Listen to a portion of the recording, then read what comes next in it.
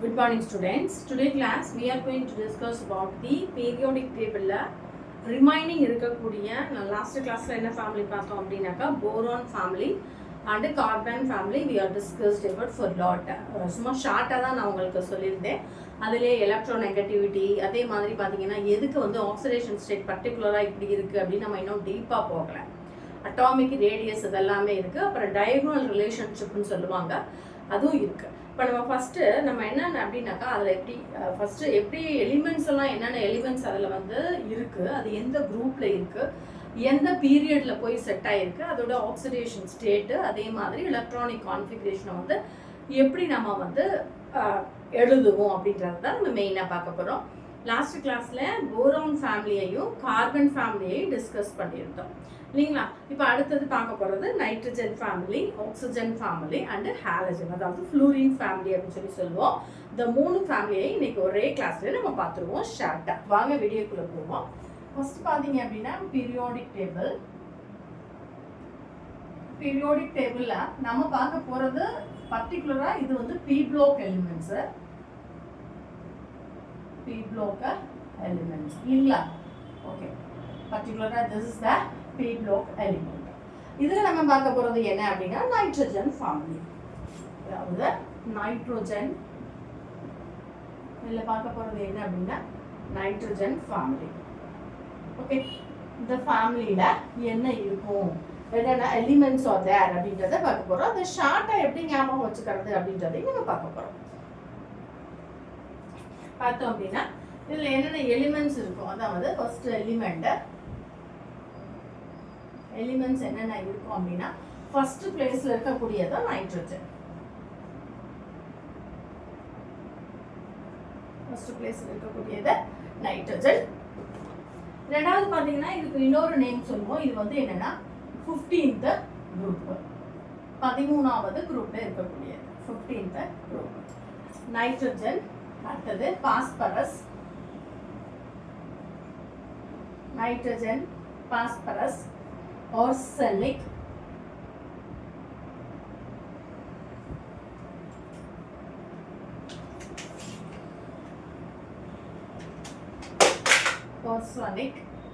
அடுத்தது antimony, bismuth. Okay, these are all the elements were occupied in the 15th group. இதை வந்து ஷார்ட்டா நம்ம எப்படி எழுதுவோம் அப்படின்னாக்கா பாத்தீங்க அப்படின்னா ஷார்ட் டேர்ம்ஸ்ல பார்த்தோம்னா நைட்ரஜன், அடுத்தது பாஸ்பரஸ், இது வந்து ஆர்சனிக் ஏஆர், ஆன்டிமனியா ஏஎஸ்பி, இது வந்து பிஐ அப்படின்னு சொல்லி எழுதுவோம். பிஸ்மத் வந்து short denoted as the symbol. நைட்ரஜனுக்கு என், பாஸ்பரஸுக்கு பி, ஆர்சனிக்கு ஏஆர், ஆன்டிமனிக்கு ஏஎஸ்பி, அடுத்ததுக்கு பிஸ்மத். இதுக்கு ஷார்ட்டா ஒரு ஞாபகம் வச்சுக்கிறதுக்கு ஒரு ஸ்லோகன் மாதிரி நான் எப்போதும் சொல்லுவேன், அதை மாதிரி இதுக்கும் நான் சொல்றேன். என்ன அப்படின்னா நைட்ரஜனுக்கு, அதாவது நல்லா பாடுவாரு, நம்ம ஈஸியா ஞாபகம் வச்சுக்கலையா, நல்லா பாடுவாரு, ஆடுவாரு, நல்லா பாடுவாரு, ஆடுவாரு.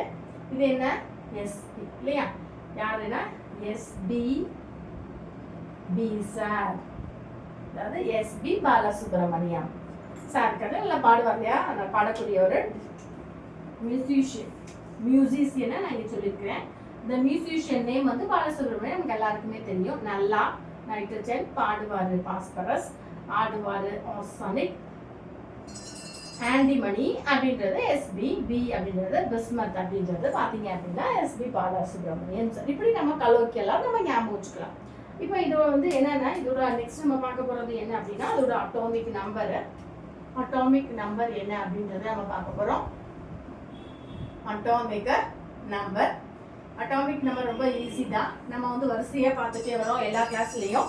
அதுக்கு அடுத்தடுத்த டீடைல்ஸாக தான் இது வந்துட்டு இருக்கும்.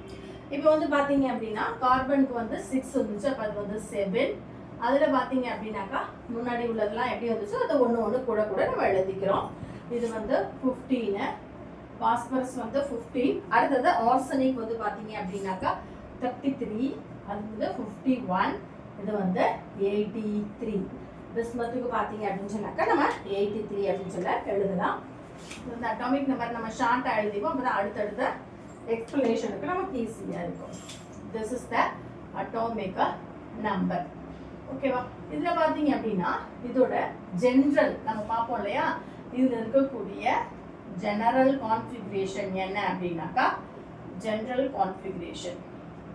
ஜெனரல் கான்ஃபிகரேஷன் நமக்கு தெரியும், NS2 இது NP3 தான் இதில் இருக்கக்கூடிய ஜெனரல் கான்ஃபிகரேஷன். அப்போ எல்லாமே வந்து பார்த்தீங்க அப்படின்னா இப்படி தான் வந்துட்டு இருக்கு. அதே மாதிரி இப்போ வந்து எலக்ட்ரானிக் கான்ஃபிகரேஷன் நம்ம பார்க்க போகிறோம். எலக்ட்ரானிக் கான்ஃபிகரேஷன் பார்த்தீங்க அப்படின்னா இது வந்து பீரியாடிக் டேபிளில் இருக்கக்கூடிய 15th குரூப்பு. இது second period, third period, fourth period, fifth period, இது 6th பீரியட். அப்போ ஆட்டோமேட்டிக்காக நம்ம கண்ணை மூடிட்டு ஹீலியம், ஹீலியம், நியான், ஆர்கான், அடுத்தது கிரிப்டான், அடுத்தது சினான் இல்லைங்களா? இதில் வந்து என்ன பண்ணுவோம் நம்ம 2s2 2p3, அதே மாதிரி 3s2 3p3 இல்லையா? அதே மாதிரி பார்த்தீங்க அப்படின்னா இங்கே 3d10 4s2 4p3 இல்லையா? இந்த இடத்துல பார்த்தீங்கன்னாக்கா அதே மாதிரி 4d10 4d10 5s2 5p3, அடுத்தது 4f14 5d10 6s2 6p3. பாருங்க எல்லாத்துலயும் எலக்ட்ரானிக் கான்ஃபிகரேஷன் வந்து சேமா தான் நமக்கு வந்துட்டு இருக்கு இல்லையா? 2s2 3s2, அதாவது அந்த p3 அப்படின்றது ஃபைனலா இருக்கக்கூடிய அவுட்டர் ஷெல்ல இருக்கக்கூடியது எல்லாமே கான்ஃபிகரேஷனை சொல்லக்கூடியது. இதுதான் இதுல இருக்கக்கூடிய ஒண்ணு. நெக்ஸ்ட் பார்த்தோம்னா இதுல முக்கியமா காமனா இதோட ஆக்சிடேஷன் ஸ்டேட் எப்படி இருக்கும் அப்படின்னு சொன்னாக்கா +3 அண்ட் +5 இருக்கு. காமனா ஆக்சிடேஷன் ஸ்டேட் வந்து ஆக்சிடேஷன் ஸ்டேட் எதுக்கு அப்படின்னா இந்த நைட்ரஜன் ஃபேமிலிக்கு நம்ம வந்து +3, +5 நம்ம எடுத்துக்கலாம் அப்படின்னு சொல்லி சொல்றோம். 3, 5. This is the 15th group. அடுத்தது நம்ம பார்க்க போறது கண்டினியூஸா பார்க்குறோம். அடுத்தது என்ன அப்படின்னாக்கா நம்ம பார்க்க போறது இந்த நைட்ரஜன் ஃபேமிலியிலேயே அதே மாதிரி நெக்ஸ்ட் குரூப் வந்து என்ன அப்படின்னா ஆக்சிஜன் ஃபேமிலி. ஆக்சிஜன் ஃபேமிலி இல்லையா? இந்த ஆக்சிஜன் ஃபேமிலியில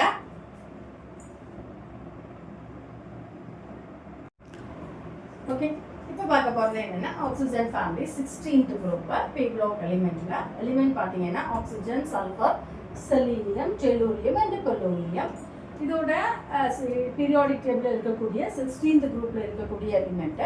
general electronic configuration NS2 NP4 தான் காமனாக இருக்கும். ஆக்சிடேஷன் ஸ்டேட் பார்த்தீங்கன்னா அதுக்கு +3 5 இருந்துச்சு, இதுக்கு +4 +6 இருக்கும்.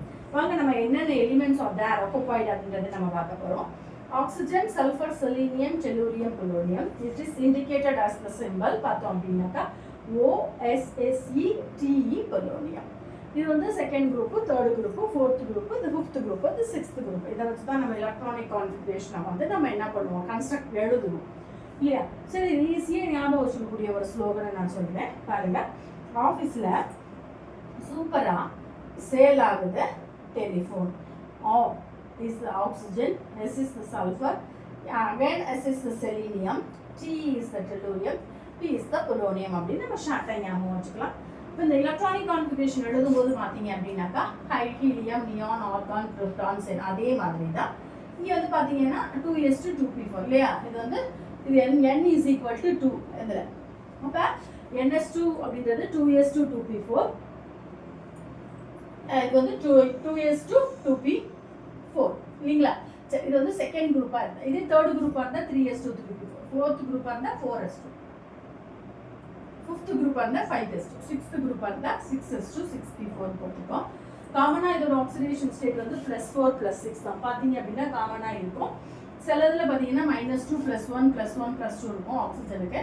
சல்ஃபருக்கு பார்த்தீங்கன்னா -2 +2 +4 +6 இருக்கு. அடுத்தது செலீனியம் இதே மாதிரி தான் -2 +2 -4 +4 +6 இல்லை காமன் ஆக்சிடேஷன் ஸ்டேட் அது. அதே மாதிரி டெல்லூரியத்துக்கு -2 +2 +4 +6 காமன் ஆக்சிடேஷன் ஸ்டேட். அடுத்தது டெல்லூரியமுக்கு +2 +4 +6 இது வந்து காமன் ஆக்சிடேஷன் ஸ்டேட்.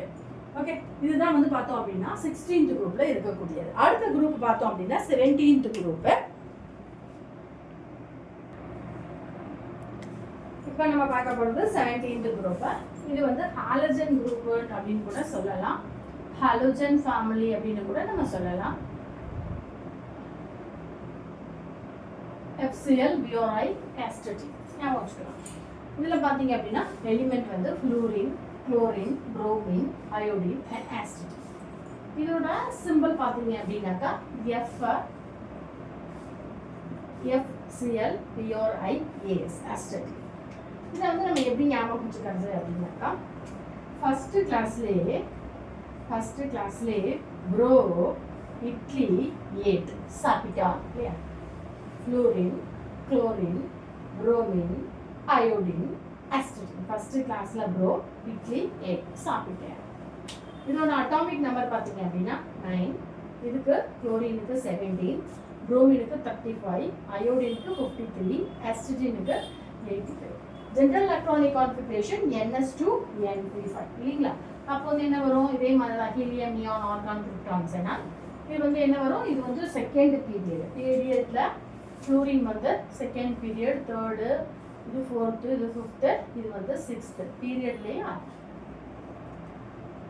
அப்போ என்ன வரும், 2s2 2p5, 3s2 3p5, 4s2 4p5, 5s2 5p5, 6s2 6p5. Okay, இதுதான் நம்ம வந்து ஈஸியாக ஞாபகம் வச்சுக்கலாம். These are all the periodic table இருக்கக்கூடிய பி பிளாக் எலிமெண்ட்ஸ். இன்னும் இருக்கு, இன்னும் ஒரே ஒரு ரிமைனிங் குரூப், அது 17th இல்லையா, 18th group last periodic table எண்டில் இருக்கக்கூடியது, அதாவது இன்னட் கேசஸ், மந்த வாயுக்கள்னு சொல்லுவோம். அது என்ன அப்படின்றத நம்ம அடுத்த கிளாஸில் பார்ப்போம். Okay, if you have any doubt இருந்துச்சுன்னா கீழே உள்ள கமெண்ட் பாக்ஸில் கமெண்ட் பண்ணுங்கள். இது வந்து நீட்டுக்காக இருக்கட்டும், 11th 12th ஸ்டூடெண்ட்ஸாக இருக்கட்டும், யூஜி ஸ்டூடெண்ட், கெமிஸ்ட்ரி ஸ்டூடெண்ட்டாக இருக்கட்டும், எல்லாருக்குமே இந்த மாதிரி இருக்கக்கூடிய ஈஸியாக ஞாபகம் வச்சுக்கிறது ஷார்ட் வே அப்படின்றது ரொம்ப யூஸ்ஃபுல்லாக இருக்கும்னு நினைக்கிறேன். நான் நிறைய வீடியோஸ் போட்டிருக்கிறேன். எனக்கு வந்து நிறைய லைக்கிங் ஷேர் கொடுத்தா நான் நிறைய மோட்டிவேட்டிங் வீடியோஸ் என்னென்ன கெமிஸ்ட்ரியில் எப்படி பண்ணலாம், ஏஏ டூல்ஸை பயன்படுத்தி எப்படி பண்ணலாம் அப்படின்னு நிறைய போடலான்னு ஒரு ஐடியா இருக்குது. லைக் பண்ணுங்கள், ஷேர் பண்ணுங்கள். Thank you listeners and thank you viewers. Thank you for all.